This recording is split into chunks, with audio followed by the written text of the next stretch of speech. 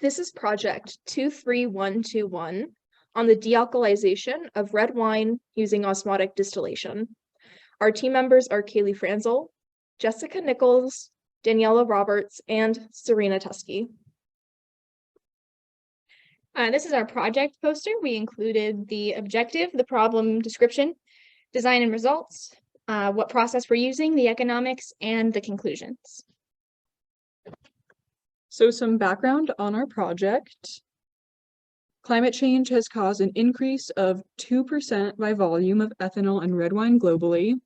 This causes an overall decreased quality of wine due to changes in solubility, mouthfeel, aroma, and flavor. Another reason for this project is there are limited dealcoholized wine options. So this helps open the market up for people who desire less alcohol due to personal preference or health concerns. So the main problem that we're focusing on is the climate change increasing the alcohol by volume percent of wine and then giving more choice to consumers.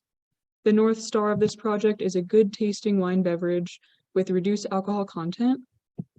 Our objective focuses on reducing the alcohol content while maintaining the original appealing flavor and aroma of the wine, while creating an inclusive market for consumers and using a sustainable manufacturing process.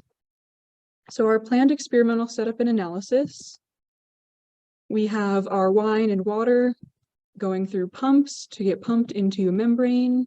This is where the alcohol is removed from the wine.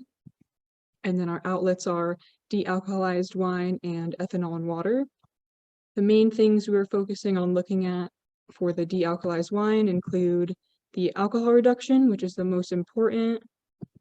We're looking at retained flavor, retained aroma, and then least important, the retained color. This is the osmotic distillation membrane that we had sourced for our project. Due to unforeseen production issues, the membrane was not able to be delivered, so our experimental analysis could not be completed. Despite that, 3M provided a technical brief of an experiment similar to what we were trying to attempt. They used two membranes in series. They used 4x28 membranes, which is slightly larger than the membrane we were planning on using.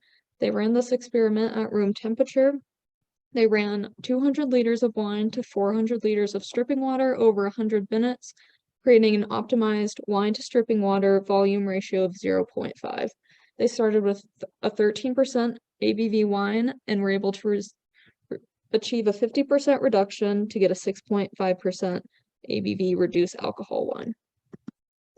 Our process starts with our raw materials of wine and water. The wine is sourced from a local vineyard. This will be able to create a dealcoholized wine and an excess ethanol and water stream. This ethanol and water stream is then sent to make two separate products, a spiked tea with flavoring and tea concentrate added, and a wine seltzer with flavoring and carbonation added. Our process will focus on many parameters, including temperature, which we will have at 25 degrees Celsius for both the feed wine and stripping water. We include a heat exchanger in our process in case this temperature needs to raise. Our outlet pressures will be between 2 to 3 bar, and our inlet pressures will remain about 0.4 to 0.7 bar lower than the outlet pressures for membrane stability.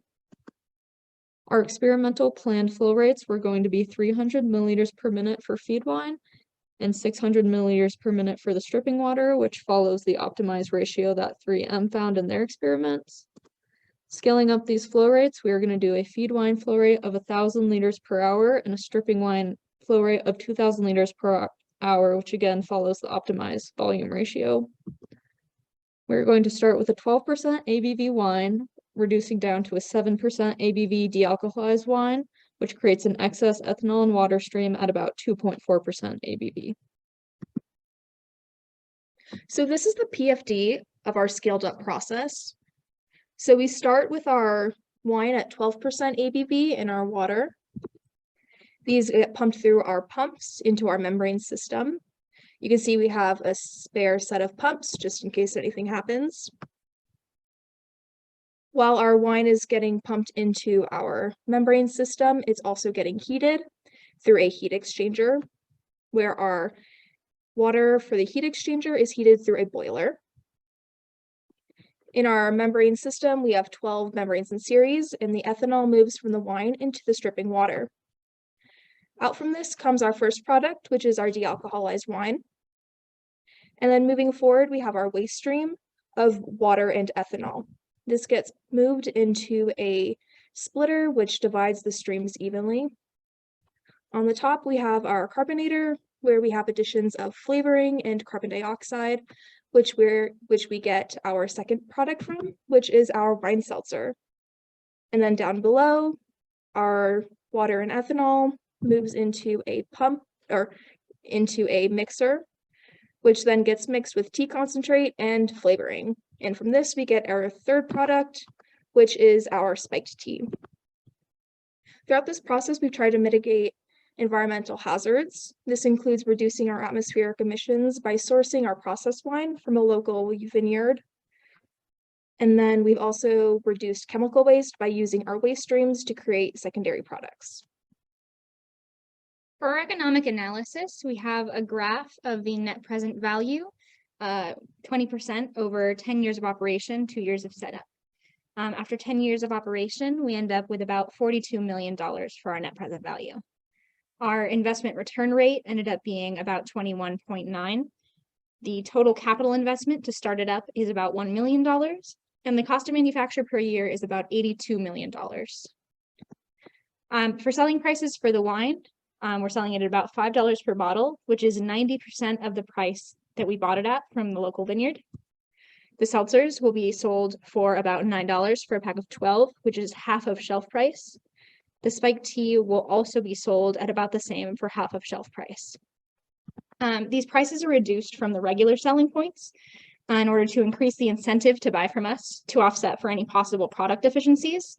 Because we weren't able to use the membrane to make sure that the process didn't affect the wine negatively, reducing the price allows us to be more competitive. Same with the seltzers and the spiked tea. Any deficiencies would be offset by the price. And it also maintains our profits. In conclusion, the 1,000 liter per hour flow rate of wine over 10 years of operation leads to a net present value of $42 million. The sale of the seltzer and the spiked tea both reduces the waste of the chemicals that we use and increases our profits. We modeled a process of reducing a red wine from 12% to 7% ABV.